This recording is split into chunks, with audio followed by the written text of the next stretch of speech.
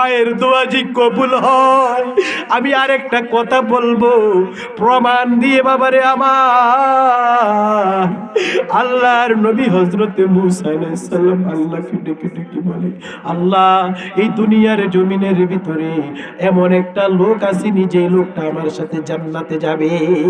সুবহানাল্লাহ।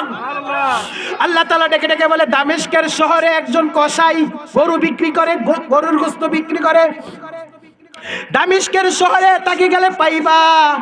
হযরতে মূসা আলাইহিস সালাম দামেস্কের শহরে চলে গেলেন। যাওয়ার পরে ওই গরুর কসাই হলার গোশতের দোকান, এভাবে তিনি সরাসরি জান্নাত দেখতে আছেন কি করতে আছে। গরুর গোশত বিক্রি করার, গরুর গোশতগুলা টুকরা টুকরা করে ছোট ছোট কইরা একটা থলির ভিতরে নরম গোশতগুলা লইতাছে।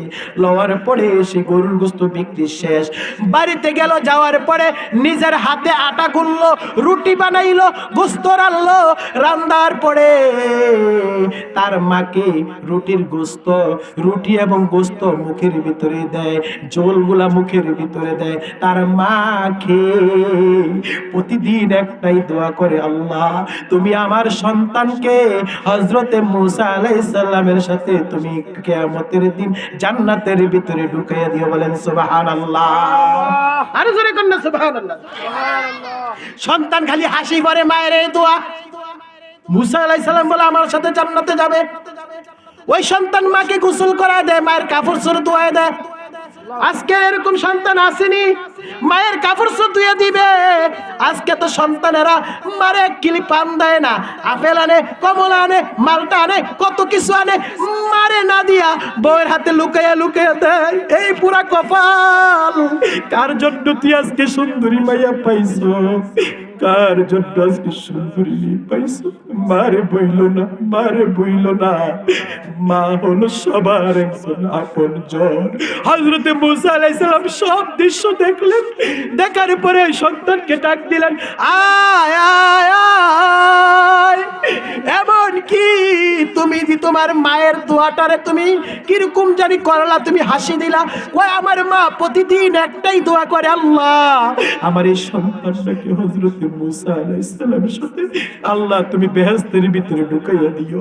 তখন মূসা আলাইহিস সালাম এই কথা শুনে কয় সুবহানাল্লাহ। কি কয়? মাশাআল্লাহ, তোমার মা এই কথা বলছে। আমি তো সেই মূসা আলাইহিস সালাম। সুবহানাল্লাহ কর না। দেন মায়ের দোয়া কেমনে কবুল হয়ে যায়? আমি তো সেই মূসা আলাইহিস সালাম। আল্লাহ নিজেই ঘোষণা দিয়েছে তোমার সাথে আমাকে জান্নাতের ভিতরে সাক্ষাৎ হবে। বলেন সুবহানাল্লাহ। মায়ের দোয়া কবুল হয় কি হয় না? এ কপাল ফুরা সন্তানেরা, আজকে মারে বাদ দাও না, বাবারে বাদ দাও না। আমি কয়টা পয়েন্টের কথা বলে আমি মুনাজাত দিয়ে দিব। ভাইয়ের আমার অনুরোধ করে বলি, মা বাবার মনে কষ্ট দিও না। মা বাবার মনে কষ্ট দিলে আল্লাহ আরশ খাইবা যায়।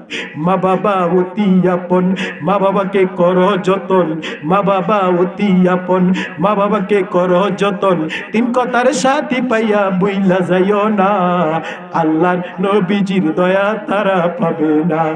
মা বাবাকে দুঃখ দিলে নামাজ রোজা যাইবি বলে, মা বাবাকে দুঃখ দিলে নামাজ রোজা যাইবি বলে।